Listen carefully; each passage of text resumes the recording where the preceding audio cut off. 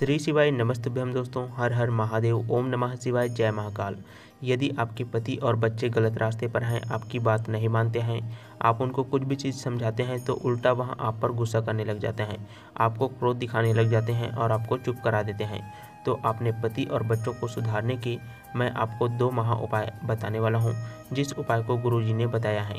इस वीडियो में बहुत ही अच्छी तरह से मैं आपको उन उपायों को बताऊंगा जिस उपाय को करके आप लोग अपने जीवन की दुर्भाग्य को दूर कर सकते हैं। आज के टाइम में सबसे बड़ी प्रॉब्लम हर घर में चल रही है, हमारे पति हमारी बात नहीं सुनते हैं, बिल्कुल भी कहना नहीं मानते हैं, बहुत ही जिद्दी स्वभाव के हो गए हैं। बच्चे भी सेम वैसे ही स्वभाव करने लग जाते हैं, वहाँ भी हमारी बात नहीं सुनते हैं, गलत संगति में रहते हैं। जैसे ही स्कूल से आते हैं मोबाइल चलाने बैठ जाते हैं, मोबाइल चलाने के लिए मना करते हैं तो हम पर गुस्सा करने लग जाते हैं, क्रोध दिखाने लग जाते हैं। तो इस तरह से बच्चे भी बहुत ही ज़्यादा जिद्दी स्वभाव के हो गए हैं। तो यह वीडियो आपके लिए है दोस्तों। पूज्य गुरुदेव जी की कथा को सुन करके समझ करके आप सभी को एक छोटा सा उपाय बताऊंगा, जिस उपाय को करके आप लोग अपने जीवन की दुर्भाग्य को, अपने बच्चों के गुस्सा को, अपने पति के दुर्भाग्य को दूर कर सकते हैं। भोजन में आप लोग जो भी चीज़ बना रहे हो उसमें थोड़ा सा मिलाकर आप लोगों को खिला देना है उस व्यक्ति को जो आपकी बात नहीं मानता है, आपको गुस्सा दिखाता है। यदि आपके बच्चे ऐसा गलत संगति में रहते हैं तो उनको खिला देना है, वह इंसान आपकी सारी बात मानेगा। जो भी उस गलत संगति में है उस गलत संगति से भी बाहर जरूर निकलेगा। वीडियो को शुरू करने से पहले इस पूरी वीडियो में हम आपको 2 महा उपाय के बारे में बताएंगे। बहुत ही प्यारे से उपाय हैं जो कि आपके परिवार के लिए बहुत ही अच्छा होगा। तो हम लोग एक एक करके उपाय की तरफ बढ़ते हैं। तो सबसे पहले उपाय है, अगर आपका पति हो गए या आपके वाइफ हो गया या आपकी बच्चे हो गए जो आपका कहना बिल्कुल भी नहीं मानते हैं, गलत संगति में रहते हैं, तो आप इस उपाय को ज़रूर करिएगा। चाहे शराब वगैरह भी पीते हो, नशा में लिप्त रहते हो, तब भी आप इस उपाय को कर सकते हैं। इस उपाय के लिए आपको लेना होगा काले तिल, और बहुत ही ज़्यादा मात्रा में आपको काले तिल नहीं लेना है, मात्र 1 चुटकी काले तिल आपको इस उपाय में लेना होगा। उस 1 चुटकी काले तिल से आपको इस उपाय को करना है। उस 1 चुटकी काले तिल को आपको लेकर पहुंच जाना है भगवान भोलेनाथ जी के मंदिर में, जहां पर शिवलिंग विराजमान होता है। अब हम आपको जो नियम बताएंगे उस नियम को आपको फॉलो करना है। आपको महादेव के शिवलिंग के पास में जाने के बाद में उत्तर दिशा की ओर खड़े हो जाना है। आपका जो चेहरा होगा वहाँ भगवान भोलेनाथ जी की तरफ में रहेगा। जो कुछ भी आपको चढ़ाना हो, जो कुछ भी आपको भगवान भोलेनाथ जी को समर्पित करना हो, उसे पहले आप समर्पित कर दीजिए। यदि आपने भगवान भोलेनाथ जी की पूजा करने के लिए 1 लोटा जल लेकर के आए हुए हैं, तो सबसे पहले आप भगवान भोलेनाथ जी के शिवलिंग में जल को अर्पण कर दीजिए। फूल वगैरह चढ़ाना है तो चढ़ा दीजिए। उसे चढ़ाने के बाद में अब आपको काले तिल का उपाय करना है। 1 चुटकी काले तिल को आपको भगवान भोलेनाथ जी के शिवलिंग के ऊपर में शंभेश्वर महादेव के नाम से समर्पित कर देना है। जैसे ही आप काले तिल को शिवलिंग के ऊपर में समर्पित कर देते हैं, उसके बाद आपको 1 लोटा जल काले तिल के ऊपर में शंभेश्वर महादेव के नाम से समर्पित कर देना है। जैसे ही आप जल को समर्पित कर देते हो, उसके बाद आपको काले तिल के 2 दाने को आपको अपने हाथ में उठा लेना है। मात्र 2 दाने ही आपको अपने हाथ में उठाना है, और उठाने के बाद में आपको महादेव जी से प्रार्थना करना है कि हे प्रभु, इस काले तिल को मात्र हम एक औषधि के रूप में ले रहे हैं। हमारे घर परिवार में आपकी कृपा और खुशियाँ बनी रहे। हमारे पति और बच्चे बात नहीं मानते हैं, बहुत ही जिद्दी स्वभाव के हैं, उनका स्वभाव में बदलाव हो। हमारे बच्चे गलत संगति में हैं, हमेशा ही गलत संगति करते रहते हैं, पति भी नशा में लिप्त रहते हैं। तो इन सभी की समस्याएं हमारे जीवन से दूर हो, हमारे पति और बच्चे एकदम से सुधर जाए, सही रास्ते पर चले। आपकी जो भी समस्याएं हैं दोस्तों, उन समस्याओं को आप अपने हिसाब से बोल करके भगवान भोलेनाथ जी से प्रार्थना कर लेना।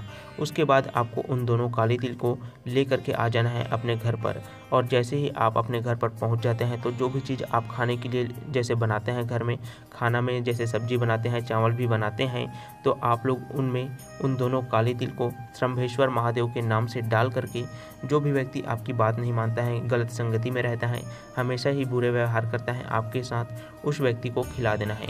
प्रत्येक सोमवार के दिन आप लोग इस काले तिल के उपाय को भगवान भोलेनाथ जी के मंदिर में जाकर के कर सकते हैं। दोस्तों, इस उपाय को घर की माता बहन करेंगी तो उपाय का फल बहुत ही ज़्यादा और बड़ा होकर मिलेगा, क्योंकि घर की माता बहन जो होती हैं वो लक्ष्मी होती हैं, और घर की लक्ष्मी कोई भी उपाय को करती है तो उसका परिणाम बहुत ही बड़ा होकर मिलता है और जल्दी से मिलता है। इस उपाय को करने का जो समय है दोस्तों, वह सुबह के समय है। सुबह के समय जितनी जल्दी हो सके आप इस उपाय को कर सकते हैं।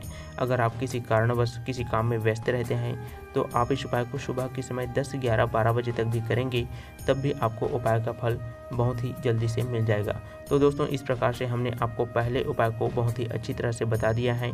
अब आपको कुछ भी चीज़ समझ में ना आए तो आप हमसे कमेंट करके पूछ सकते हैं। अब दोस्तों हम बात करते हैं दूसरे उपाय के बारे में। दोस्तों इस उपाय में हमें 5 बेलपत्र लेना है और 5 बेलपत्र के उपाय को घर के कौन से व्यक्ति कर सकते हैं तो ध्यान से सुनिएगा। इस उपाय को घर की बड़ी माता बहन घर के किसी भी सदस्य के लिए कर सकती हैं। जो व्यक्ति बात नहीं मानता है, गलत संगति में रहते हैं, बहुत ही जिद्दी स्वभाव का है, उन लोगों के लिए घर की माता बहन इस 5 बेलपत्र वाले उपाय को कर सकती हैं। अगर घर की माता बहन इस उपाय को करती हैं तो उपाय का फल बहुत ही ज़्यादा लाभकारी होता है।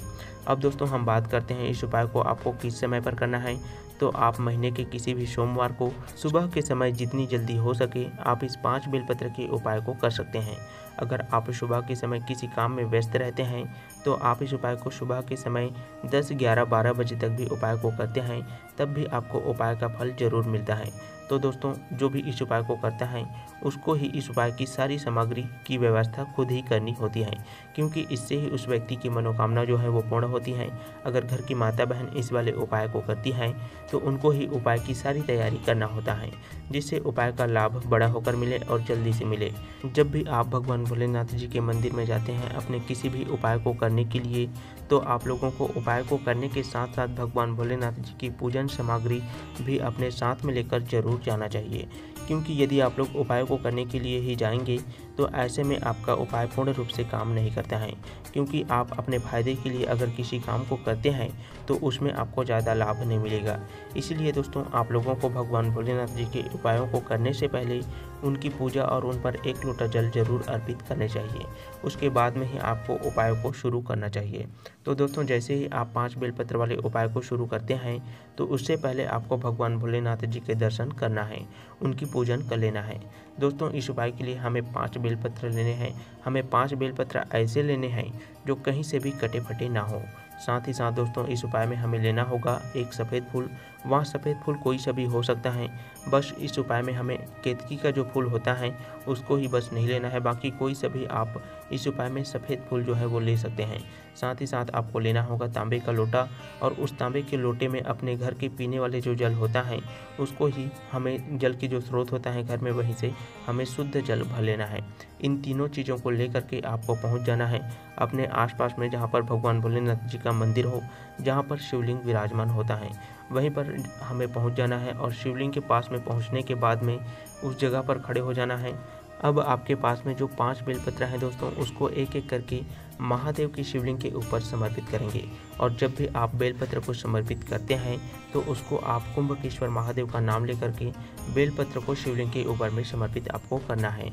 कुंभकेश्वर महादेव के नाम से ही आपको 5 बेलपत्र को एक एक करके समर्पित कर देना है। बेलपत्र की डंडी जो होगा दोस्तों वो माता अशोक सुंदरी की तरफ में होगा और पत्ती का भाग आपकी तरफ होगा, क्योंकि आप उत्तर दिशा की तरफ में खड़े हुए हैं और चिकना वाला भाग भोलेनाथ जी को स्पर्श होना चाहिए बेलपत्र का। तो इस प्रकार से ही आपको 5 बेलपत्र को समर्पित कर देना है। उसके बाद आपको एक सफ़ेद फूल जो आपने लेकर के आए हुए हैं उसको भी कुंभकेश्वर महादेव के नाम से समर्पित कर देना है। अब आपके हाथ में जो 1 लोटा जल है दोस्तों उसका जल आपको उस सफ़ेद फूल के ऊपर में ही गिराना है, बिल्कुल धीरे धीरे से श्री शिवाय नमस्तुभ्यम मंत्र का स्मरण करते हुए। और जब जल पूरी तरह से समाप्त हो जाए उसके बाद आपको हाथ जोड़ करके भगवान भोलेनाथ जी से प्रार्थना करना है और अपनी मनोकामना को बोलना है कि हे भोलेनाथ, हमारी यह मनोकामना है। हमारी पति और बच्चे जो है वो बिल्कुल भी हमारी बात नहीं मानते हैं, बहुत ही जिद्दी स्वभाव के हैं। तो आप अपनी इच्छा को, अपनी मनोकामना को भगवान भोलेनाथ जी से कह देना है। दोस्तों कुंभकेश्वर महादेव आपकी मनोकामनाओं को जरूर ही पूरी करेंगे। खासकर कुंभकेश्वर महादेव का नाम बीमारी को दूर करने के लिए किया जाता है। तो आप लोग इस उपाय को बड़ी से बड़ी बीमारी को दूर करने के लिए भी कर सकते हैं। तो इस वीडियो में हमने आपको 2 महा उपाय के बारे में बताए हैं दोस्तों, और ये दोनों उपाय बहुत ही कारगर उपाय हैं। जो भी व्यक्ति इस उपाय को करता है उनके जीवन से जुड़ी हर प्रकार की समस्याएं दूर होता ही होता है। तो दोस्तों आप लोग भी इस उपाय को जरूर करें।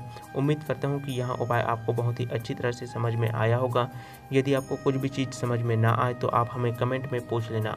उपाय को करने में आपको गलती बिल्कुल भी नहीं करना है। दोस्तों आप इस उपाय को महीने के किसी भी सोमवार के दिन सुबह के समय में कर सकते हैं। प्रत्येक महीने सोमवार आती है 4 से 5, तो प्रत्येक महीने आप इस उपाय को कोई भी सोमवार के दिन कर सकते हैं। बहुत ही आसान सा उपाय है जिसे आप लोग करके भगवान भोलेनाथ जी की कृपा प्राप्त कर सकते हैं। तो दोस्तों आप सभी को श्री शिवाय नमस्तुभ्यम। हर हर महादेव। भगवान भोलेनाथ आप सभी की मनोकामनाओं को पूर्ण करें।